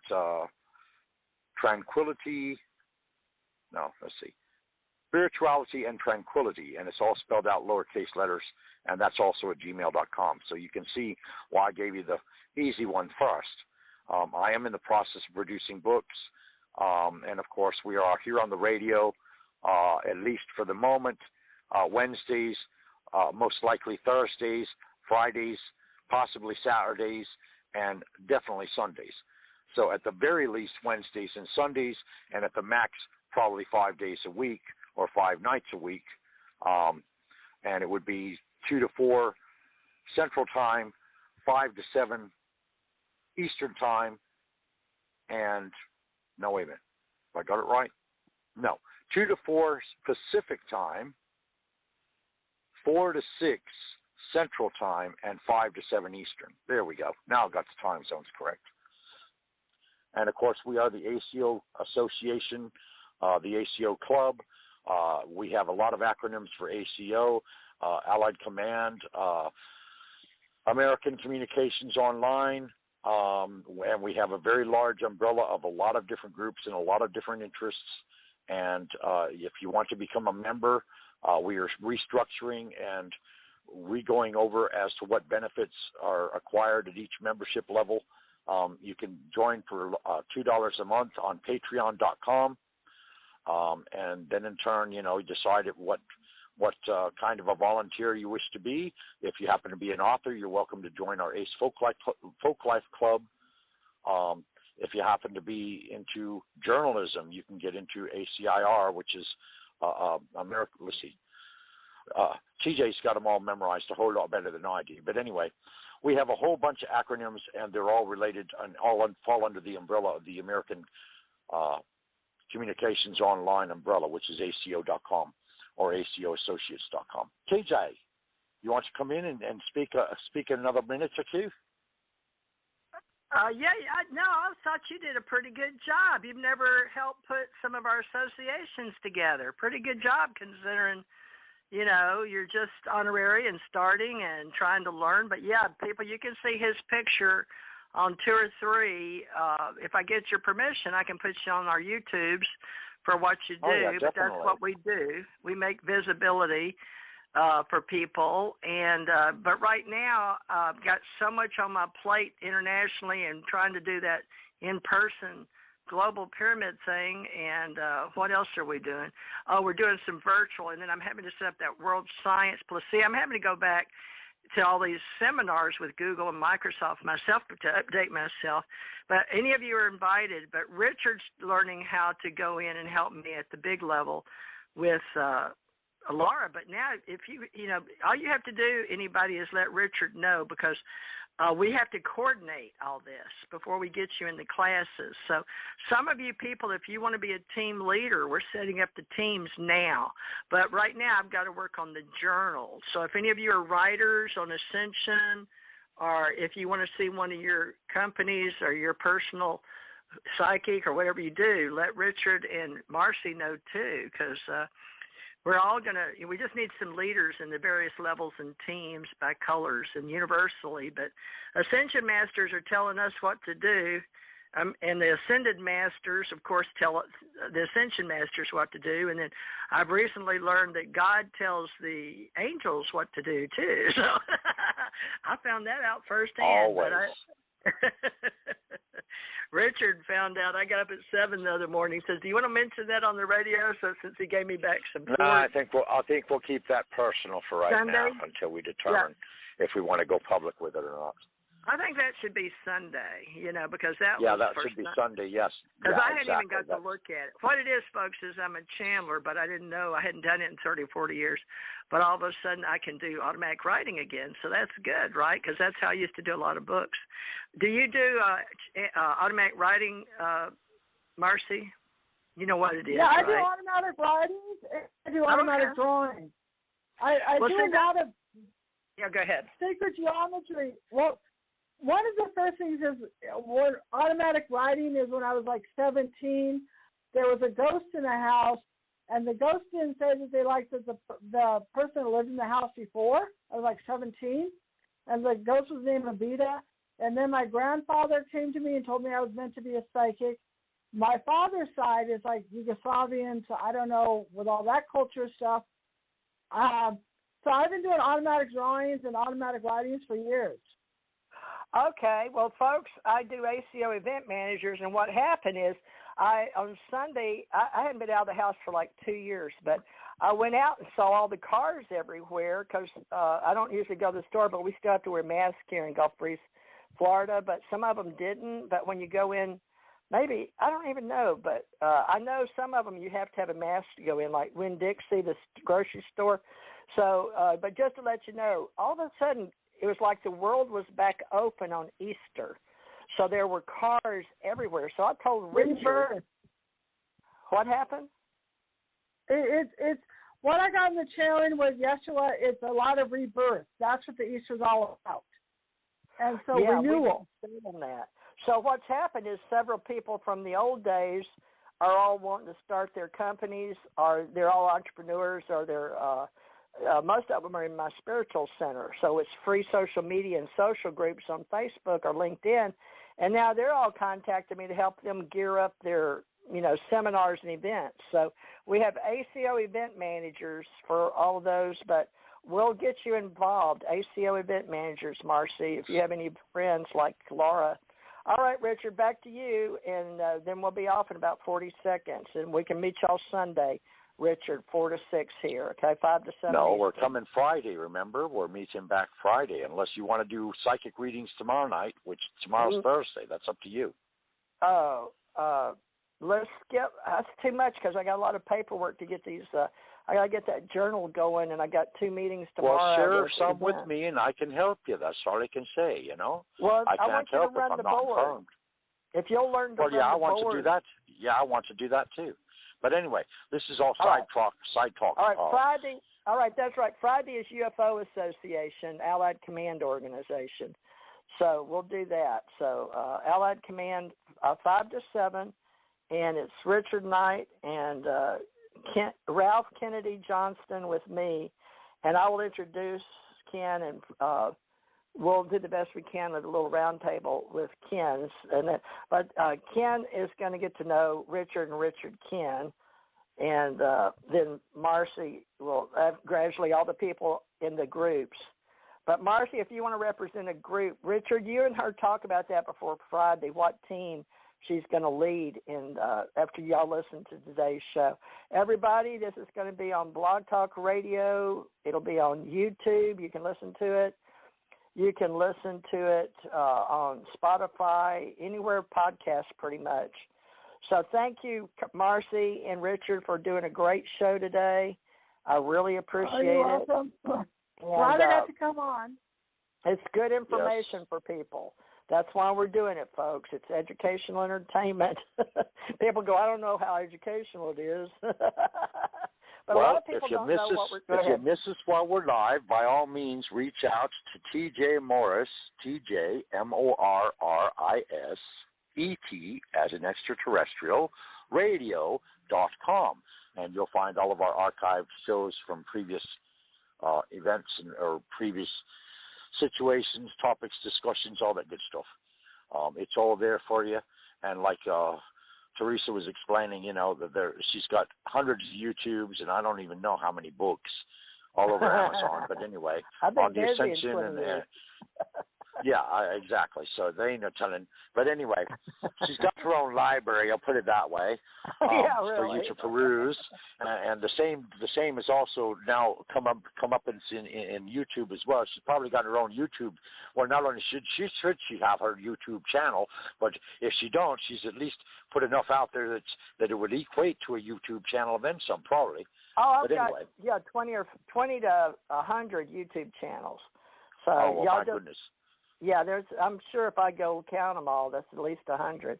But y'all go look at it, because, see, once you get a Gmail account or Yahoo or whatever, you just go on YouTube. But Gmail, and then on the top right, you can start your own YouTube channel. So I encourage everybody to get out there and put stuff on your YouTube. Now, Facebook is really big, but most of my people in Patreon and YouTube ask them to flip over off of Facebook and come into the YouTube studio, just like I did Marci, wanting her to come into Blog Talk studio, because then I can see you and control the board better. And we're going to teach Richard to do that pretty soon. All right. So love and light, everybody. So Friday, Yes, love and light. Friday is UFO Association and Alien Contact Org. Thank you, Richard and Marci. See y'all Friday, all right? Thank you. All right, sounds great. Thank you. Love and light. Awesome.